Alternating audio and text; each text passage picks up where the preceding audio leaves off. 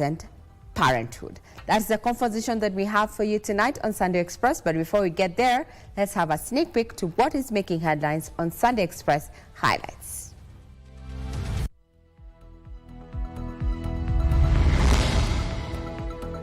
Gone but not forgotten. Interdenominational prayers held in remembrance of youth killed during last year's anti-finance bill protests. Wamushomba's road rage.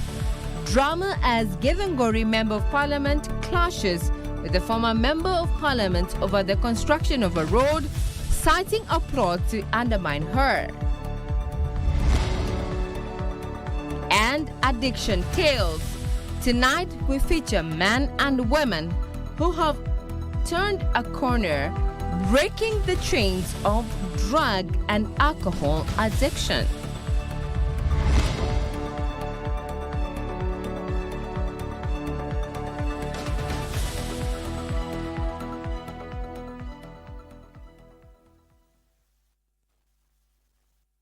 All right, and Lensa Odingo is a sign language interpreter tonight, as Regina said. My name is John Jacob Kioria. And I am Regina Manyara. To start us off, young people in the country have been urged to remain steadfast in demanding for truth and justice in the country. During an interdenominational prayer service at All Service Cathedral in Nairobi, dubbed Lest We Forget, to honor young Kenyans who lost their lives during the June 2024 anti-finance bill protests, the youth were urged to be bold in agitating for accountability and good governance. Of course, the interdenominational service comes just days before protests that are planned for the 25th of June, which is Wednesday this coming week.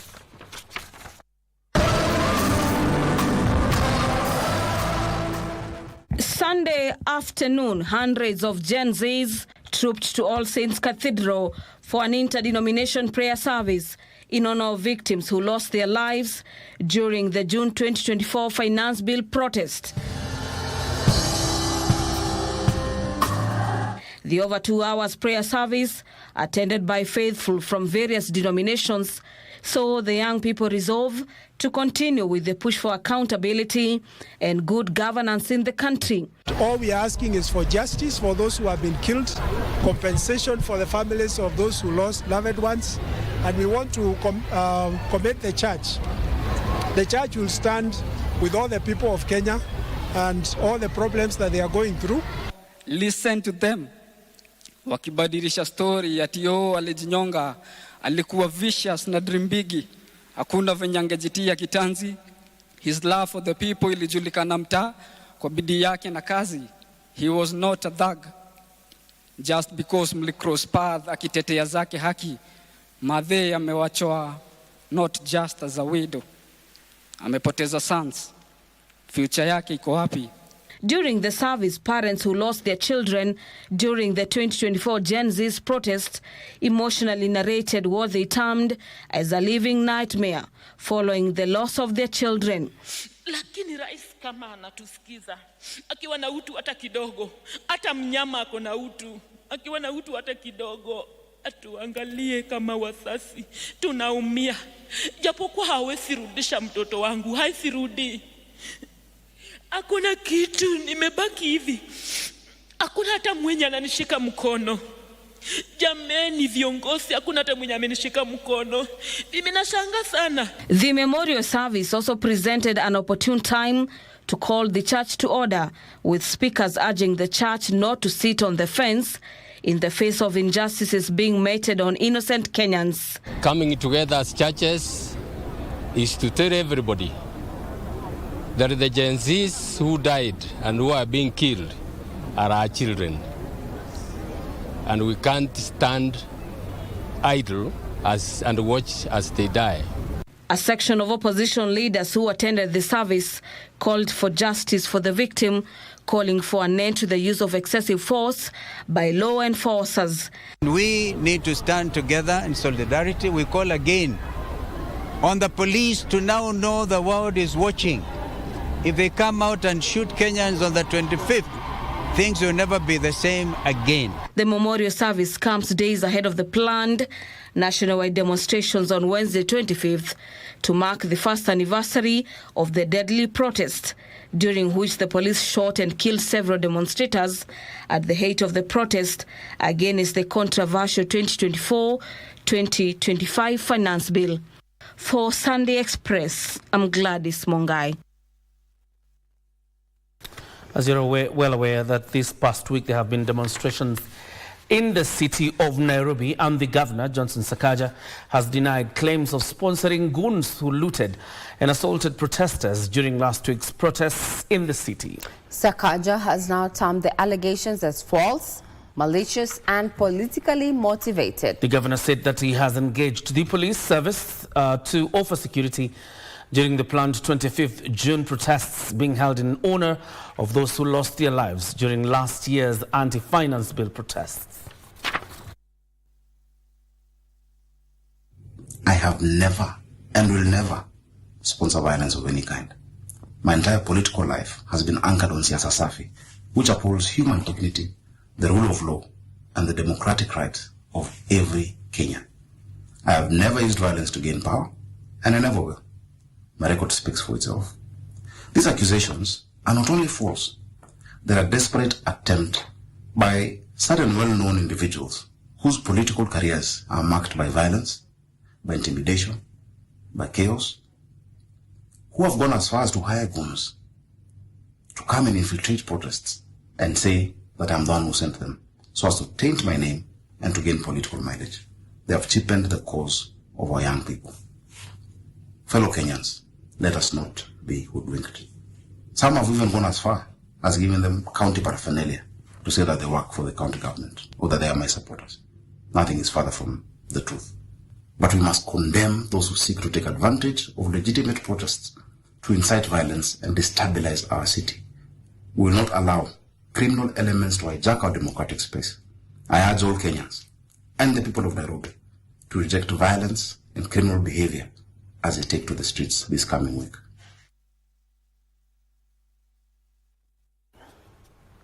That is contrary to what we have seen in social media platforms, where several persons have come out to say that they were indeed contracted by the Nairobi County government to disrupt those particular demos. But hey, that is the governor of Nairobi County, Johnson Sakaja, saying that he was not part of that. And come Wednesday, we'll be keeping tabs on developments in regard to that matter. Now, drama ensued in the Githunguri constituency after the area member of parliament, Gathoni Wamushomba, was clashed with former legislator Gabriel Kago over the launch of the construction of a 4-kilometer road in the constituency. Wamushomba accused Kago of colluding with government officials to undermine her development record, while Kago insisted, as a leader, he was at liberty to start development projects. Wamushomba, who stormed the event, also went ahead to launch the road, insisting it was her duty as the sitting legislator. The launch of the construction of a 4-kilometer road in Githunguri constituency turned into a political contest pitting the current MP and the former lawmaker.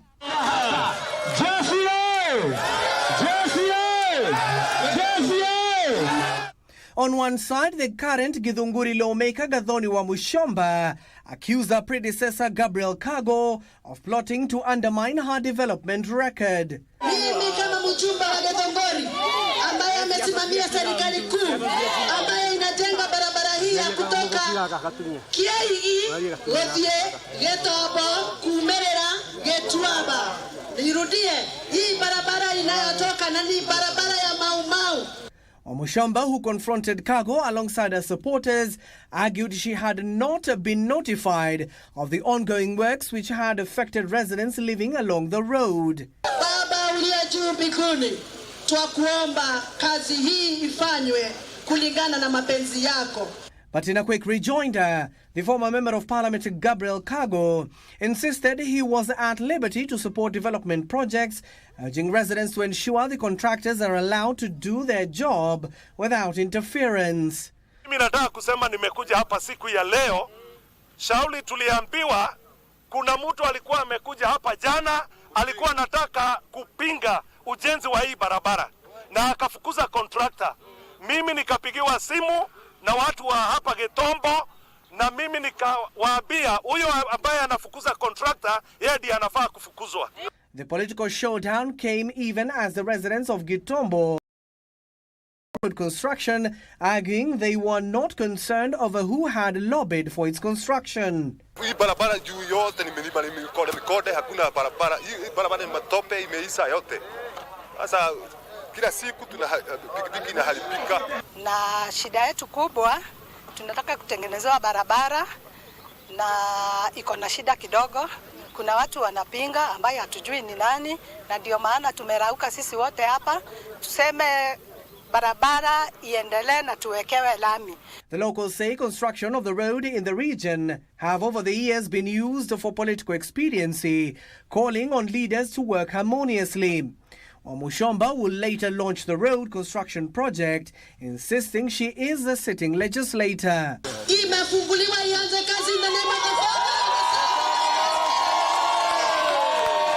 The road will connect Kwamaiko Kibichoi Road at Kiagi with Ruiru Githunguri Highway. Abdiaziz Hashim for Sunday Express. And now the former Deputy President Rigathi Gachagua is alleging a plot to frustrate his 3-day visit in the Mount Kenya region through state-sponsored goons. Speaking at a church service at PCA St. Mary's Church in Bori constituency, Meru County, Gachagua accused the local leaders of mobilizing goons to cause chaos during his political rallies. Maintaining that he will not be derailed from his politan to unify the region. At the same time, he faulted the Independent Policing Oversight Authority, IPOA, for failing to make public the statement by the Deputy Inspector General of Police, Eliud Langat, following the killing of blogger and teacher Albert Ojwang. Mheshimiwa, hao watu wa Bori walikuchagua. Mimi mwenyewe, my mother is from Kioria. Hata kama ni madharau, how do you plan violence against your own brother? You have sunk too low, stopping us to come to the Church of Christ. Wewe mheshimiwa, utachaguliwa na nani? Mwaka uliopita tulikuwa na vijana ambao walitaka kukomboa nchi yetu, na wameamua kwamba tarehe 25 watakuwa wanajitokeza kukumbuka ile siku wale wenzao waliaga wakipigania nchi yetu. Ningependa kuomba serikali kwamba kupitia polisi hakikisheni kwamba mumepeana security ya kutosha, watu wafanye peaceful demonstration.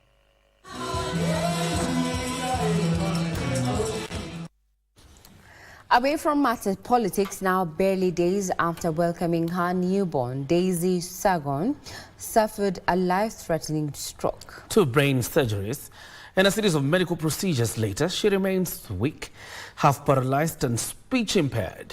Her medical bill ballooned to 6 million shillings and the costs are still accumulating as she requires physiotherapy and another surgery. The state of affairs has left her family financially drained and they're now appealing to well-wishers to assist them in clearing the bill and giving Daisy a fighting chance to reunite with her baby. Here's Ben Chuma with that report. Days after undergoing an emergency cesarean section, Daisy Sergon collapsed at home. The young mother had suffered a stroke. What followed was a frantic race through hospitals, 2 brain surgeries, and weeks in the intensive care unit. Her husband, Chris, remembers vividly the events of that morning that changed their world. Early morning of 24th May, when Daisy complained of feeling some dampness in the left side, and little did I know that it was signs of stroke. So within a few minutes, I went back to check on Daisy, and I found her lying on the floor, having collapsed. She had suffered a stroke on the left side. So immediately I mobilized some people, and we came and carried Daisy and took her to the nearest hospital. Doctors removed a life-threatening clot from her brain, then performed a medical procedure known as decompressive craniotomy to manage the swelling. To ensure that they allow the brain time to swell so that it can swell to its maximum and then start healing. So that involved removing some part of her skull, which was kept aside until she heals, which up to today is still kept aside. And so that again prompted her to be taken back again to ICU. The surgery saved her life, but left her with a huge medical bill depleting the family's resources. The bill now is over 7 million, and the 700,000 for the insurance has covered that. And then we got an approval from SHA for the procedure that was done for her for 336,000. So we have tried as a family as well. We have raised some part of the bill, around 1.5 million Kenya shillings, but Daisy is still held up in the hospital because of the balance of around 4.7 million. I'm sure and I believe if this is discharged and goes to meet the child, even the healing will be faster, because the feeling of the child is not near. The feeling of how is my child will at least disappear. Though she has begun to show signs of recovery, such as return of her speech and movement in her left leg, she remains physically weak and is half paralyzed on the left side. We are expecting that she will get to go home to continue with the home-based care, but then after 2 months, she's coming back for another procedure. They call the cranioplasty. That is now to return the part of the skull that had been taken away for the brain to heal. With her journey to recovery far from over, the family is pleading for financial aid to settle her medical bill. Please, well-wishers, we beg you, and I know and I trust you love our feelings and the support. The baby will be grateful for the help that you have offered so that she can be reunited with her mother. They need to support that anybody will put in through to assist the mother, at least to go and be close to the child to feel the warmth of the mother. I know, even if we say thanks, it would be enough. To support Daisy, send your contributions to paybill number 5382066. 5382066. Account number, your name. Ben Chumba, Sunday Express.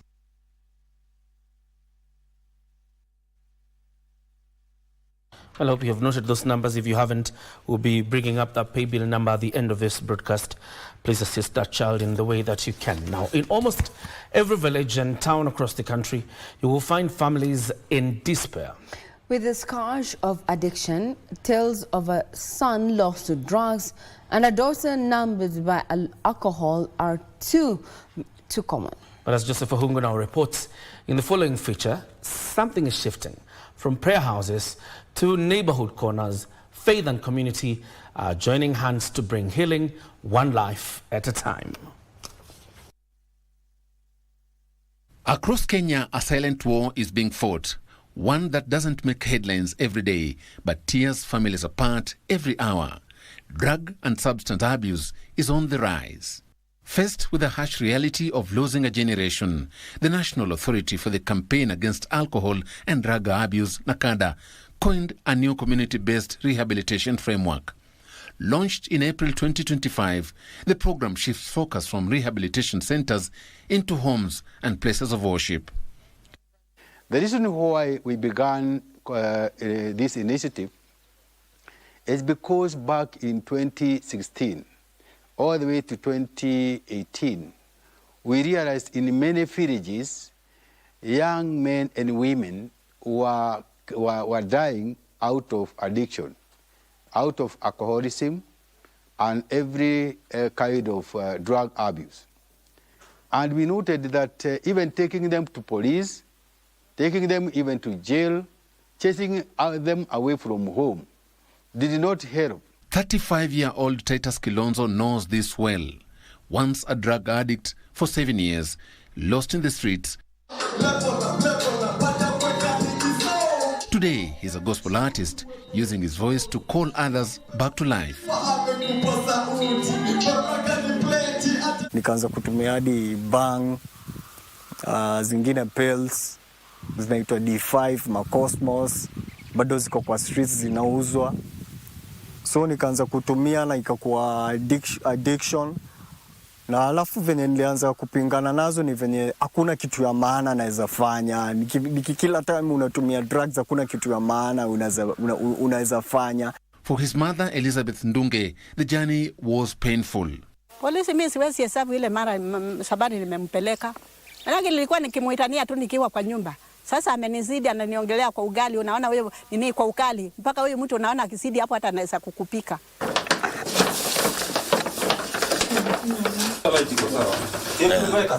In Kiambaa area, Kiambu County, John Mwangi, another young man, turned his pain into purpose after losing his brother to alcoholism. He chose to change. Today, he runs a small animal feed shop. Nikabadilika, naye Mungu akanishikilia huruma. Nikapata kamutu, bibi sasa. Na nikaoa, kuoa. Mungu akanibariki, kanipea job yenye nafanya hapa ya nini ya kutegesa chuvi ya ng'ombe. Kutoka hapo mimi mambo ya pombe hata siwezi guza hata kunukia. Na sasa ako kijana mzuri kabisa. Hata sasa ninamtrust. Wakati huo tukiwa kwa nyumba nilikuwa nawaambia tokeni nifunge. Ni kwao lakini ninawaambia toka nifunge. Through partnerships with groups like APEC, community mentors now run support clubs, vocational workshops, and home-based recovery programs, reaching hundreds who would never afford rehab. So nikawa na burden ya hao vijana wanaitwa chukura. Ndio maana for 10 years nimekuwa nao vijana hapa nikiwalisha chakula hata without well wishers, without anybody, with my members hapa tumewalisha for 10 years. Na kupitia hapo tumerecover bunduki 4, almost 5. And therefore the community must also join hands. The church involved, the administrative officers, wale tunaita ngao, the sheikhs in the mosques. We can come together and create a platform that these people can find solace in. Joseph Ohungu for Sunday Express. Now calls for greater inclusion of women in leadership look to center stage at the stage of a 3-day African Women's Conference in Nairobi. The meeting under the theme Solidarity, Power and Futures brings together gender advocates from across Africa to reaffirm let me take that again, to reaffirm feminist unity and chart new paths for women's rights and the inclusion of women into leadership positions. The summit, hosted by the African Women's Development and Communications Network, a pan-African feminist and membership-based network, Femnet, also marks 30 years since the Beijing Declaration that will also focus on addressing rising threats to gender gains, including rollback on FGM laws and shrinking civic space. Where are the people of the world when everything is going wrong, when democracy has collapsed, when people are inviting opportunities for war, when democracy cannot work anymore, when we are killing our own children here in Kenya, and that question of femicide. So it is here to think through on how we come with a solution to engage with this killing system so that we can begin to have new thinking and visions of mindset. This year we are celebrating the 30 year plus of Beijing Action platform for action, and also with its 12 critical areas of women poverty, women economy, women violence against women, women in education, women health, women in conflicts. So the whole 12 critical areas, how we are really celebrating women's rights. We are the ones who ensure that our communities are safe. So how can we come together, exchange ideas across the continent, but also to celebrate the wins that we have had. It's 30 years since the landmark Beijing Declaration, and this landmark was pivotal because it is the blueprint for women's rights.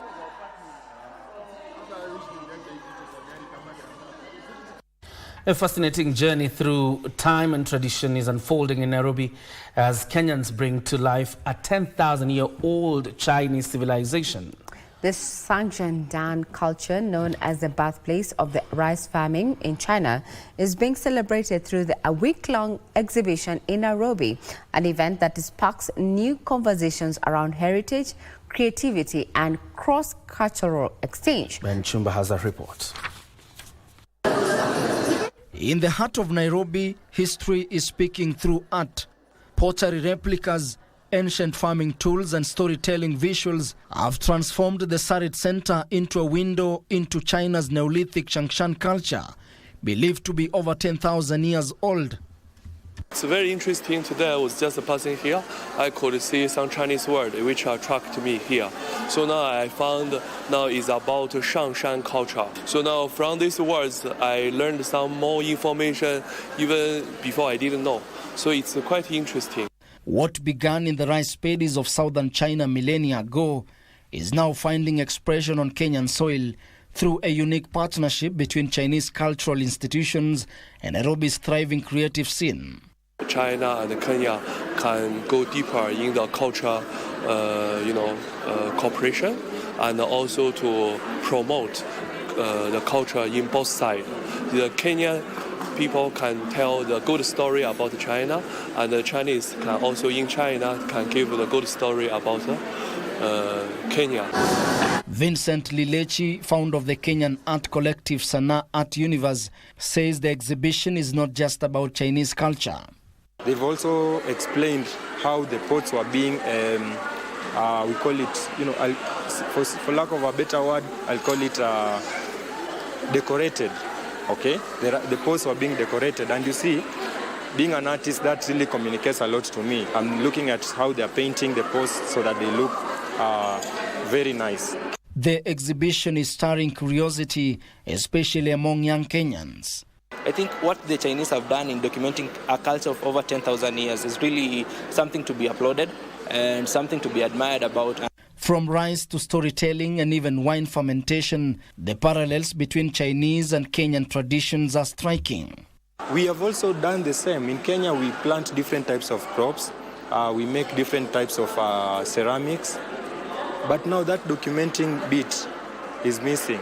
We can also document our own cultures so that we can open up opportunities to artists to exhibit them across the world. Discovered in 2000, the Shangshan site in China's Zhejiang province is considered the earliest Neolithic settlement in Yangtze Basin, the cradle of rice cultivation. At that time, already the Chinese people in the southern part of China already started using the wide open these portraits, and now as a container.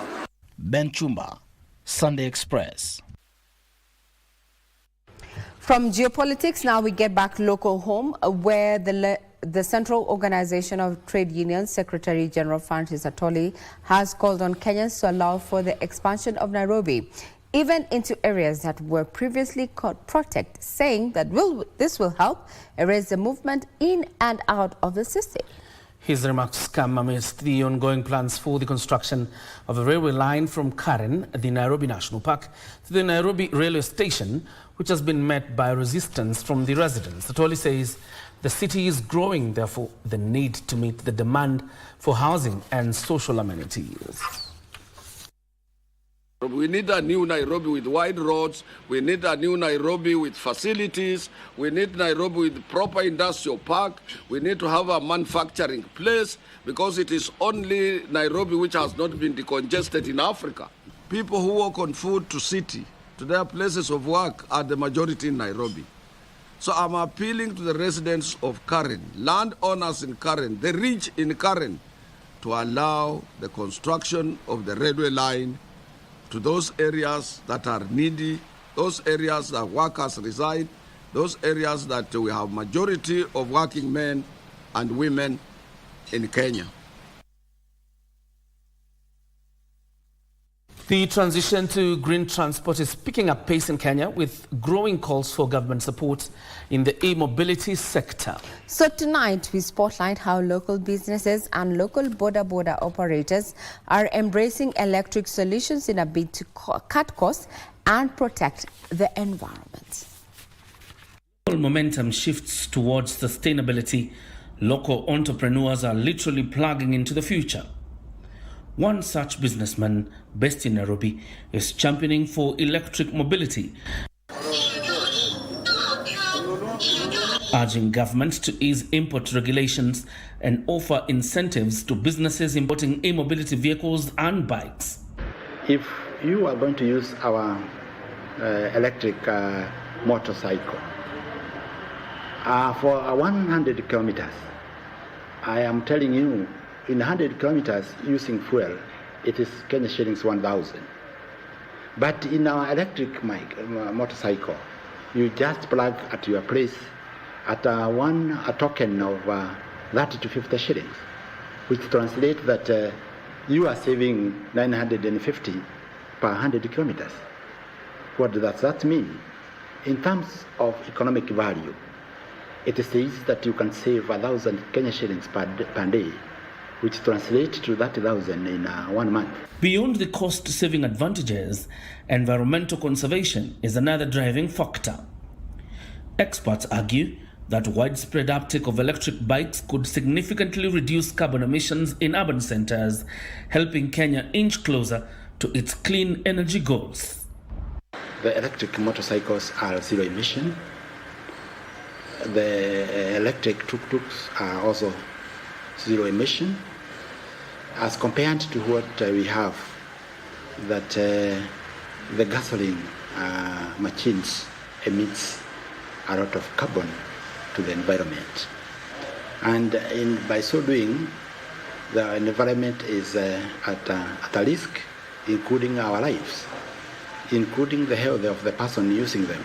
We have tried to manage our client needs, because we have realized that in this business, for them to work well, we need one-stop shop. So we are offering them, number one, on safety insurance. We are the same people doing it with Manyara Insurance Agency that is part of us. With businesses leading the charge and pressure mounting on policymakers, Kenya's road to e-mobility, though appearing far-fetched, is firmly on course, turning the electric dream into a national reality. Now that we are feeling that the uptake is not moving very fast, but I promise you in the next 5 years, all of us are going to move to electrics. What does give me confidence on this? Because once time I was in transport industry, whereby we were told that we are never going to use the manual cars. I, in particular, I had refused. But tell me today, who is using manual car?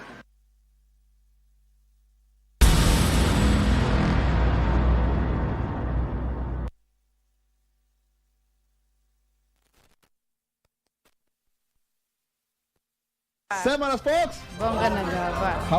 Semana Spokes is a bold, enlightening television show that offers Kenyans a direct line to the heart of government operations. Hosted by the government spokesman, Isaac Mwaura. Welcome to Semana Spokes Bonga Gava. This weekly program features candid conversations with senior government officials, cabinet secretaries, and heads of key parastatals as they break down their ministries' achievements, challenges, and strategic plans. Cage aquaculture farming, Yes. 8.7 billion. Yes. So there's a lot of money. There's a lot of, and we have not even tapped the potential. As we get closer to start constructing the first nuclear program, we should have a robust regulatory framework. Thank you, the spokesperson, for this chance where we are able to converse with our government. Semana Spokes. Hii sio story ya jaba. Sio story ya jaba. Mimi ni Mkenya mzalendo daima. Thank you. Tuesday at 8 p.m. only on KBC Channel 1. Mimi naitwa Vicente Ramos. Mimi ndio baba Katolo Konyo. Sasa hata hiyo juu naweza keep change. Ongeza hiyo that mbombo zai. I'm not paying anything on top. Ngaja. Mama, habari yako? Nzuri sana. Nimekuletea hii. Fungua hapa mimi natoka wewe. Bana ongea. Yaani wajiri peke yake. Wewe nyuma. Ule mati. Hii kitu itakagi uonyeshe watu tuko na pesa. Weka mara. Hii nini? Hapo ni choo na ukimaliza ukumbuke kuflash. Usithubutu kwenda huko. Kwa nini? Watu wanafungua chera huko, wanachapa watu vibaya sana.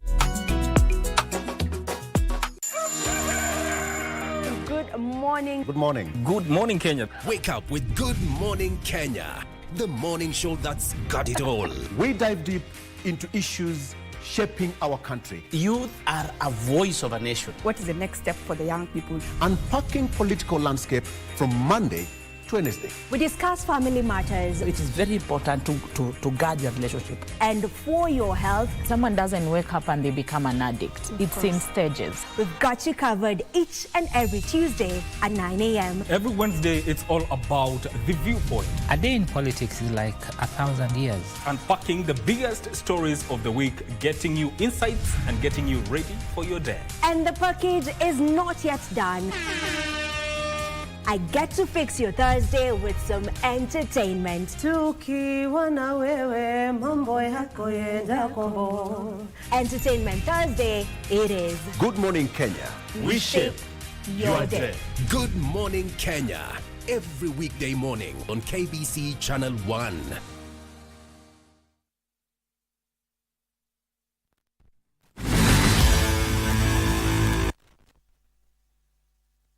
Time for us to do sports. But before then, let me appreciate the Silver Mats Kenya Limited that is in Embu County that I'm told up until now they're hitched to KBC. Thank you very much for continuing to watch us tonight. Now, Kenya Morans finished fourth in the 2025 Rugby Africa Sevens tournament after losing in the third place playoff match to Zimbabwe at the Labudani Sports Club in Mauritius. South Africa were crowned champions of the tournament after beating Madagascar in the final. Kenya Morans started day 2 of the Africa Rugby Sevens Cup with a game against Nigeria in the quarter-final and continued with their impressive run to beat Nigeria 43-12, qualifying for the semi-final. Persuasive show of the ball, and it'll be see you later. I'll go under the sticks. Jackson Siketi draws first blood for the Kenya Morans. Kenya A-side have got it back. Abukuse. Another one of the new faces in the side. He'll finish now. And they needed to take their time and make sure they big opportunity. Now against the grain. Here comes William Mwanji. And running up against it, Lamek Ambetsa will win the foot race. The tide changed in that semi-final after Madagascar came from a try down to beat Morans 14-10 to qualify for the final, as Morans were relegated to the bronze medal position match against Zimbabwe. At pace now is Andrew Matoka. In fact, it is Crisantos Wang who will finish. Returns after almost 6 months. Again, Morans let a 12-point lead slip as Zimbabwe came fighting from behind to win the bronze medal with a 21-19 win. Have some fun in the sun. Island-style rugby. The ball in contact. So here come the Kenya A-side now. Just look at the determination on his face. Dennis Abukuse. Another youngster. South Africa were crowned champions of the tournament after beating Madagascar 28-12 in the final.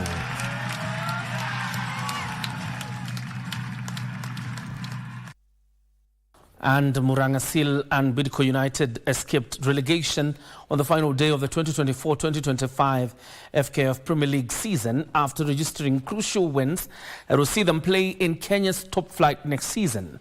Manyara Seal defeated the now relegated FC Talanta 1-0 to escape relegation and end the season in 13th position, while Bidco United came from a goal down to beat Sofapaka 2-1 and clinch the season in the 16th position. That is the 15th position. Posta Rangers came from a goal down to draw 1-0 with Bandari FC and escape direct relegation, but will now have to play for a place in the Premier League in the playoff after finishing 16th on the table. In other results, AFC Leopards drew, of course, a barren draw with KCB. Gor Mahia drew 1-1 with champions Kenya Police. Homeboys played to a goalless draw with Tusker FC. Kariobangi Sharks thrashed Mara Sugar 4-1. Relegated City Stars drew, of course, another barren draw with Madara United, while Shabana ended the season with a 1-1 draw with Ulinzi Stars. Meshindo kugeuka. Mangeni Alvin anaichanja ndani uzuri. David!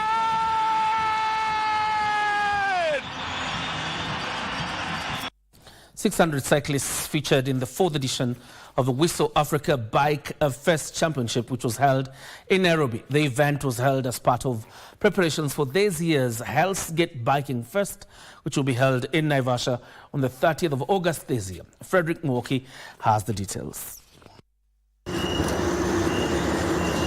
Over 600 cyclists took to the streets of Nairobi on Sunday for the 4th edition of the Whistle Africa Bike Fest, a vibrant and impactful event aimed at raising awareness about road safety for both cyclists and motorists. Our main goal is to advocate for cyclist safety along Kenyan roads. So actually our theme today is respect the bike, share the road. So that's what we are doing with the Hell's Gate Biking Fest. The annual bike festival, now in its 4th year, brought together professional riders, amateur enthusiasts, families and road safety advocates from across the region. Tumekuja pamoja ili kuweza kudumisha usalama barabarani, na pia tunahaji government watusaidie na kuweka cycling line tupunguze ajali. For the past 6 years I've been doing competitions, and please, if you want to join this cycling group, you're free. A clarion call has been called to the national government to enhance the creation of awareness about road safety for cyclists. Reporting for Sunday Express from the Nairobi National Park, my name is Frederick Mwoki. Pioneer FC and another very interesting team here called Psalms 105 are crowned man and women champions as the Cheza Dimba Football Cup Eldoret final culminated. Pioneer humbled Eldoret Warriors, or Psalms 105 claimed victory against Kapenguria Queens.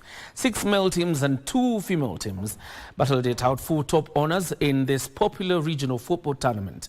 As the champions, Pioneer FC will bag home 250,000 shillings annually for the next 3 years, totaling to 750,000 shillings. In addition, they will be awarded sets of home and away kits to be renewed annually throughout the sponsorship period. Psalms 105 bagged home 50,000 shillings as well as a set of kits. Game ya last sijakuwa rahisi, lakini kenye naamini bado ni discipline na kujituma. Huru sana. Next time team zingine wajaribu. We apply to make the cut this year, tuka apply pia tukuchoka to make the cut na tukakuja kuprupia si tuko.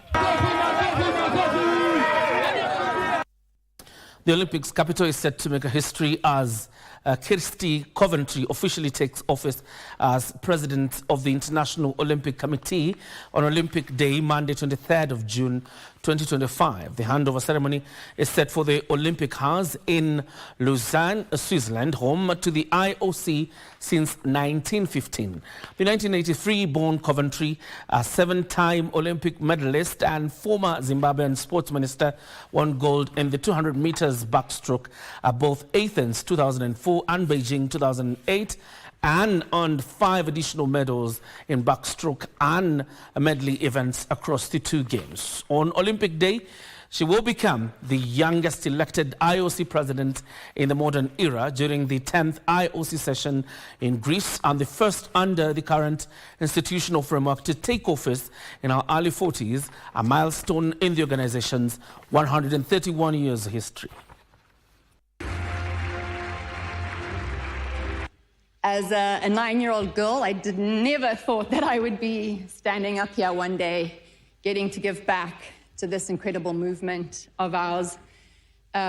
This is not just a huge honor, but it is a reminder of my commitment to every single one of you, that I will lead this organization with so much pride, with the values at the core, and I will make all of you very, very proud and hopefully extremely confident.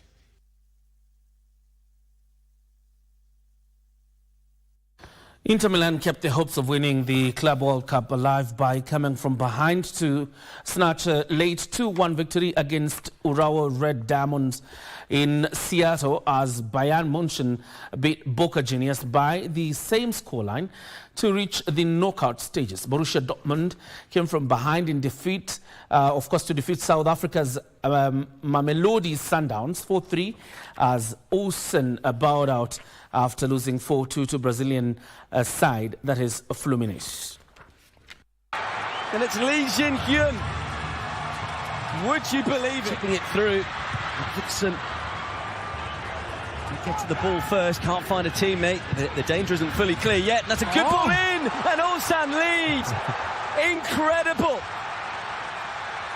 And it's Omu's got the goal. I mean, they've done so much to... And 3 in the centre, what can he produce? Lovely footwork once more. Here's a chance, and it's 2-2. It's Nonato. And Fluminense have their equaliser. And it's Ken. And of course, that brings us to the end of Sunday Express Sports. Time now to switch gears and head over to Regina, who has a very interesting conversation on single parenting and particularly being a single dad. Regina, over to you. Thank you very much, John Jacob Kioria. Remember, it is June and we're talking about mental wellness within the country, and our keen focus this entire month has been on the status report, or rather the status being of when within our communities. So tonight we're going to be talking about single parenthood, as you very well put, but now with a keen emphasis on single parents who are dads. Very unconventional, but wanting to know what they are doing different and what the challenges are on Sunday Express. We take a quick breather. We'll be back on that particular conversation. But remember, you can be part of this conversation. Get us on X at KBC Channel 1 on X there to just also look at and be part of this conversation and give us your view in regard to this conversation. Tonight, this evening, we are joined by none other than Okello. We'd want to refer to him as Mr. Okello, not the Mr. Kamau, Peter, or Mr. Peter, Mary, and Tom, I think, in as far as the English books are concerned, growing up within the millennial period. But we are looking at Mr. Okello and wanting to hear with him what the challenges have been so far with him being a present and intentional single dad. Thank you very much for your time. Thank you. Now, Mr. Okello, let's just first also unpack this aspect. Did you choose to be single as a single dad, or was it circumstantial? Thank you so much. I didn't choose to be single. I didn't choose to be a single parent. It just came. So what happened? It's a hard question, but most people do say that it didn't work out. Okay, so you were initially married, but then you're no longer married. That's right. So is your partner actively involved with the bringing up of your child? I don't know. Please, I think for that, you'll have to pass that question. Okay. Yes.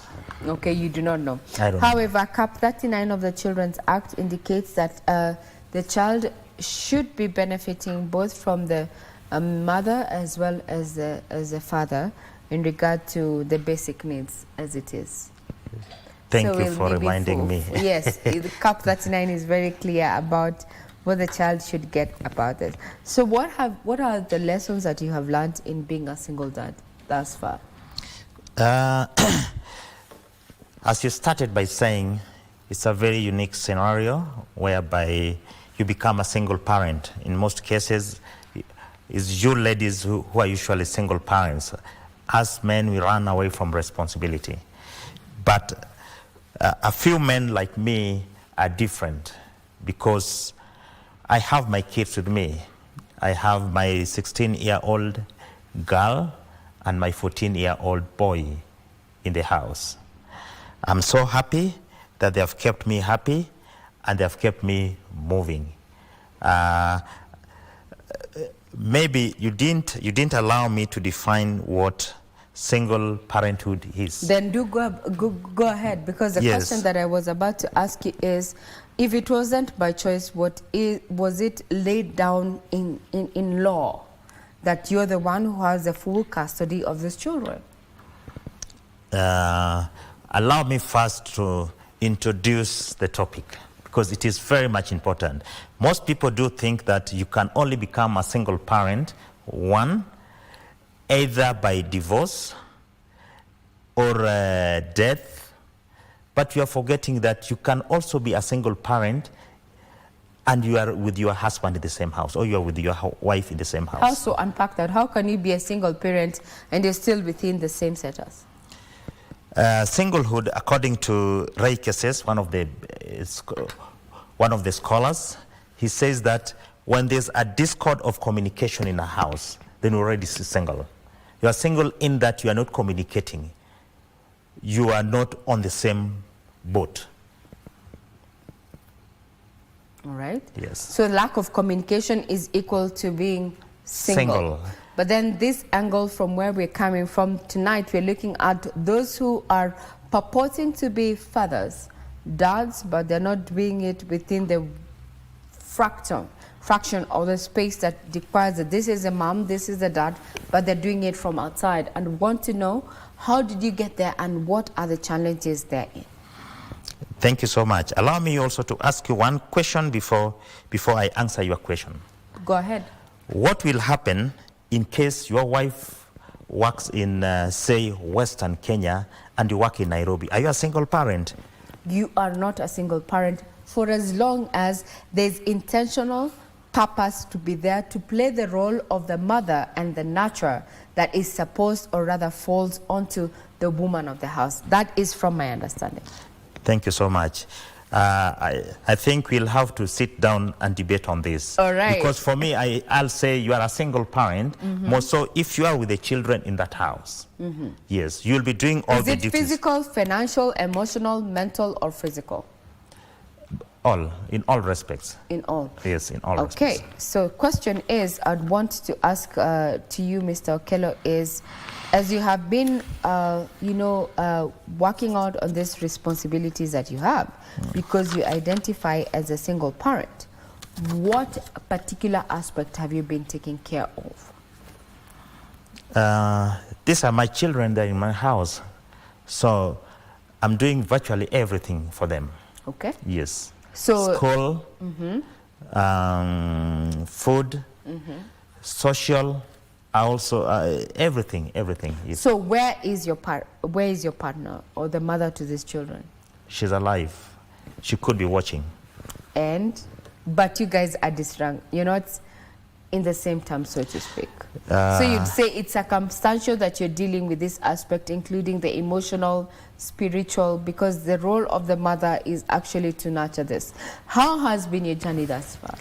It hasn't been easy, because as I told you, I have a 16-year-old daughter, and technically it becomes a bit hard because there are some responsibilities which I can't delegate, which I can't execute. And I've been left with all this to do. But I do thank the church, I do thank my neighbors, I do thank my friends and my immediate relatives for coming to assist me. So network support has been so useful. Network support has been filling the gap that you feel inadequate to. So Correct. what are these areas in bringing up your daughter that you felt the gaps in? What aspects? There are so many things that I want to understand about a lady. For example, the menstrual period and many others. Yes, many others. So you've had to rely on other... I have to rely on... Does that in any way make you feel inadequate in being a present and intentional father? Not really. Yes, I really cherish being a father. And doing it even to my daughter, doing it to my son, doing it to my friends, I feel it's a privilege. It's a call which I'm trying to answer from God, and also trying to make my mama happy. Yes. So, Mr. Okello, if I was to ask you, plainly speaking, what do you define as intentional parenthood? What does it entail? Please make it a bit simple. Yes. What for you as Okello does it mean to be a present parent? What does it mean? It's very, very hard, because you see, as parents, we do very little. We have to appreciate and thank our teachers. When I met challenges, the first thing that I did was to take my children to boarding. Yes, and also to approach my pastor and to approach various ministries in the church to assist me, so that at least there should be adequacy of information to my children. So virtually I've not done everything. So you've relied on other quarters. Correct. From your inner experience, how long have you been nurturing your children? And what is that outstanding moment that you've realized that you are doing this on your own? Actually, I've been doing this from the time the children were born. So you were not with your partner then when they were born? No, I was with my partner from the time they were born.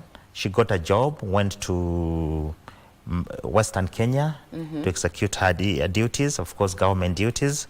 But things didn't work out for her because we disagreed.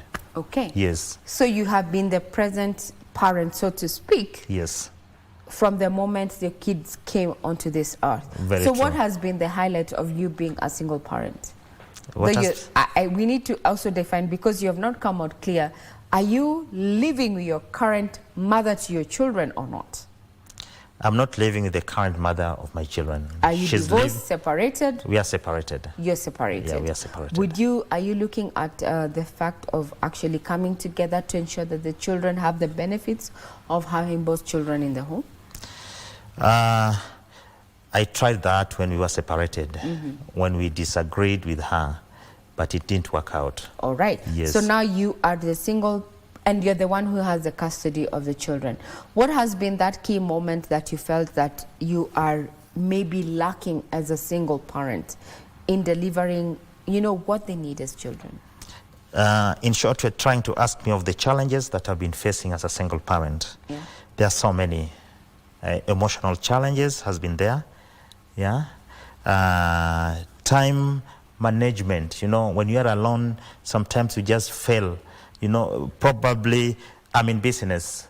You want to attend to a client, just the children are there, there are house calls, there's kitchen work. There are so many family matters that you also have to attend to. There's also financial pressure because you are alone. So if you lack money for nyama, it will be there's no money for nyama. Yes. And how then does this affect the relationship that you have with your children at that point?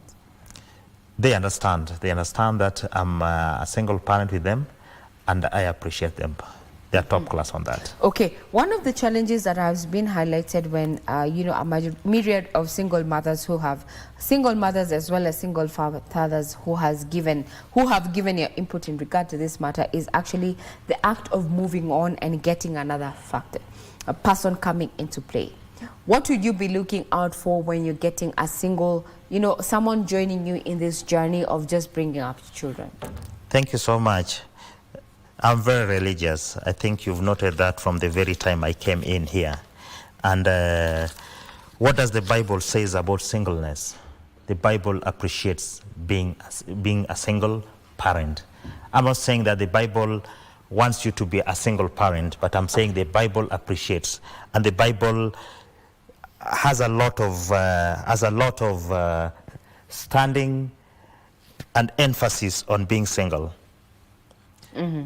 That the Bible says that a single parent is protected. That is in Jeremiah. A single parent is also in the God's presence. But your question is coming in. What was the question? The question was, is there at any one point where you feel inadequate in delivering, for your children in this particular space, given that you're the only person who's actually actively in their lives? Yes, it has been. Okay. How do you surmount it? I lay down and I pray. Yes.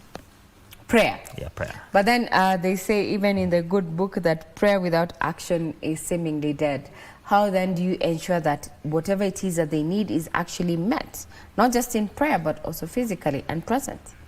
Like what specifically? Be specific? Yeah, we're talking about when you feel that you have a daughter, as you mentioned, those aspects, those questions that they feel that they need to ask to only a female member of their family. How do you go about it, bridging that particular divide? You're a man, she's a girl, she wants to talk to a lady. How does that make you feel that you need to find a lady to make it easier for her to talk about those issues and challenges? As I said, I'm not doing the parenting alone. Mm-hmm. Yes. You've included the family. Yeah, I've included the family, I've included the church, I've included my friends the family, the church. Yeah, the family, how do you handle with the mental aspect of it? Because June is Mental Wellness Week, and we are looking at challenges that men have been facing.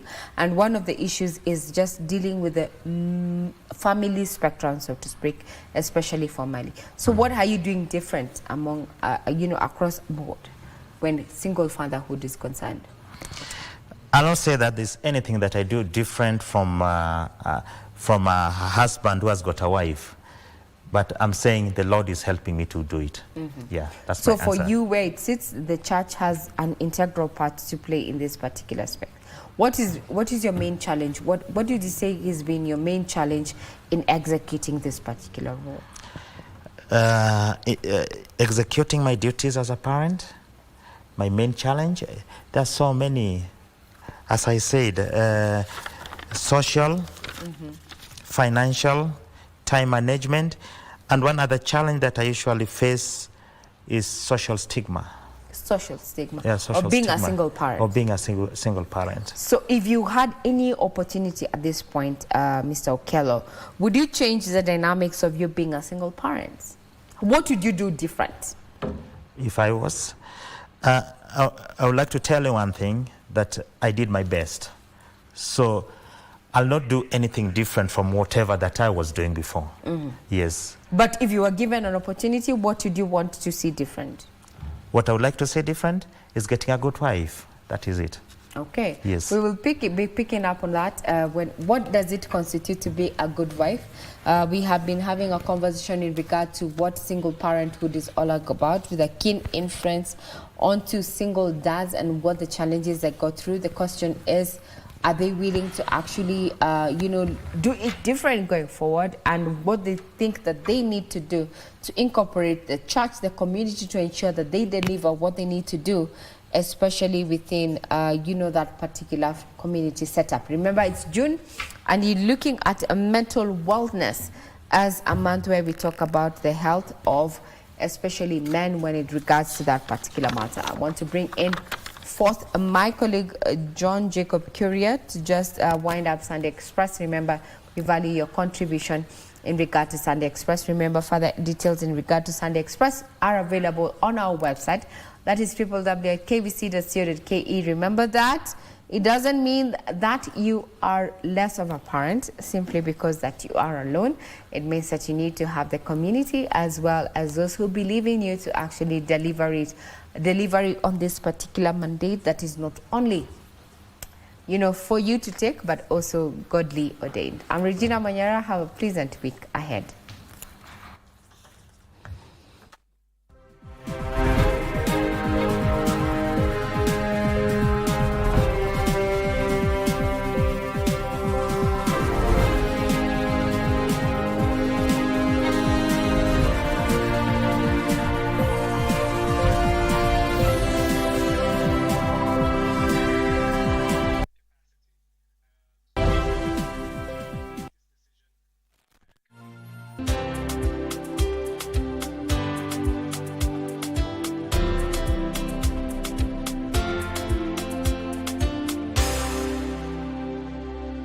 Semana Spokes.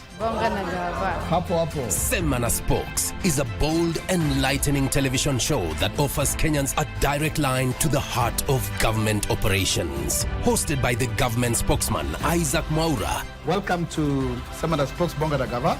This weekly program features candid conversations with senior government officials, cabinet secretaries, and heads of key parastatals as they break down their ministries' achievements, challenges, and strategic plans. Cage aquaculture farming, yes. 8.7 billion. Yes. So there's a lot of money. There's a lot of, and we have not even tapped the potential. As we get closer to start constructing the first nuclear program, we should have a robust regulatory framework. Thank you, the spokesperson, for this chance where we are able to converse with our government. Semana Spokes. Hii sio story ya jaba. Sio story ya jaba. Mimi ni Mkenya mzalendo daima. Thank you. Tuesday at 8 p.m. only on KBC Channel 1.